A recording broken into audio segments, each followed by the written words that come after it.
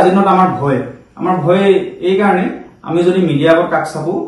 আজিৰ দিনত এটা নতুন ট্ৰেইন আৰম্ভ হৈছে গুৱাহাটী বিশ্ববিদ্যালয় আমাক নেক্সট দিনাই আমাৰ এগেইনষ্টত শো কজ জাৰি কৰা হয় তথাপিও আজি আমি দুই ওলাই আহিছো কিছুমান কথা কম বুলি আপোনালোকৰ আগত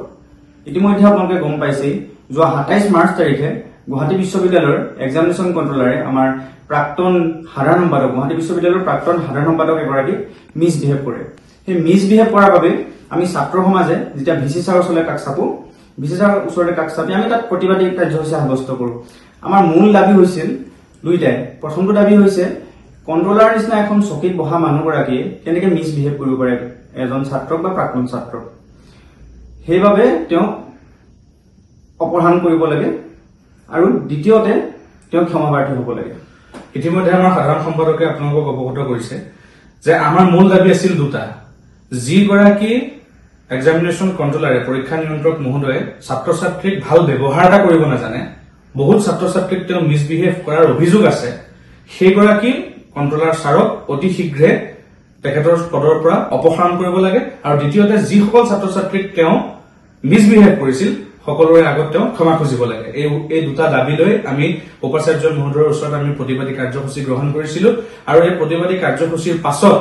উপাচাৰ্য মহোদয়ে আমাক সাক্ষাৎ কৰি কৈছিল যে এখন তদন্ত সমিতি গঠন কৰা হ'ব আৰু তদন্ত সমিতিয়ে 7 দিনৰ ভিতৰত ৰিপৰ্ট কৰিব আৰু তদন্ত সমিতিয়ে ৰিপৰ্ট নিদিয়ালৈকে কন্ট্ৰোলাৰ ছাৰক সেই চকীৰ পৰা নিলম্বন কৰি ৰখা হ'ব এই কথাষাৰ কোৱা উপাচাৰ্য মহোদয়ে এই কথাষাৰ কোৱাৰ পাছতো আজি এটা বৰ সাংঘাতিক ঘটনা এটা গুৱাহাটী বিশ্ববিদ্যালয়ত ঘটিবলৈ পাইছে যোৱাকালি 3 এপ্ৰিল তাৰিখত এখন নোটিছ জাৰি হৈছে যিখন নোটিছত কন্ট্ৰোলাৰ ছাৰৰ সহি আছে কন্দৰ্প কুমাৰ শৰ্মা ছাৰ যিজন বৰ্তমানো কন্ট্ৰোলাৰ হিচাপে তেখেতসকলে এপইণ্ট কৰি ৰাখিছে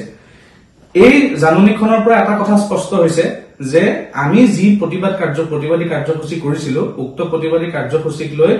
ছাৰ আমাৰ সন্মানীয়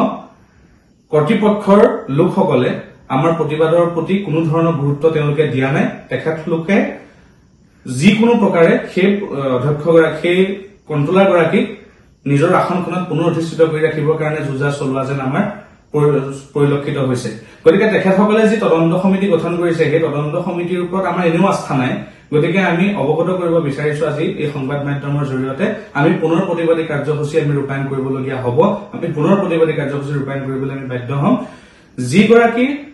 কন্ট্ৰোলাৰে ছাত্ৰ ছাত্ৰীক বিহেভ কৰিব নাজানে যিগৰাকী কন্ট্ৰোলাৰে ছাত্ৰ ছাত্ৰীক মিছবিহেভ কৰে সেইগৰাকী কন্ট্ৰোলাৰক অতি শীঘ্ৰে তেখেতৰ পদৰ পৰা তেখেতক অপসাৰণ কৰিবই লাগিব আৰু তেখেতে ৰাজহুৱাভাৱে যিসকল ছাত্ৰ ছাত্ৰীক তেওঁ মিছবিহেভ কৰিছিল প্ৰতিগৰাকী ছাত্ৰ ছাত্ৰীৰ আগত তেওঁ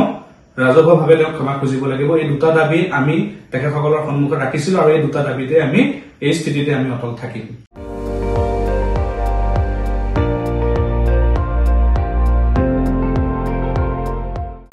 আপুনি চাই আছে ND24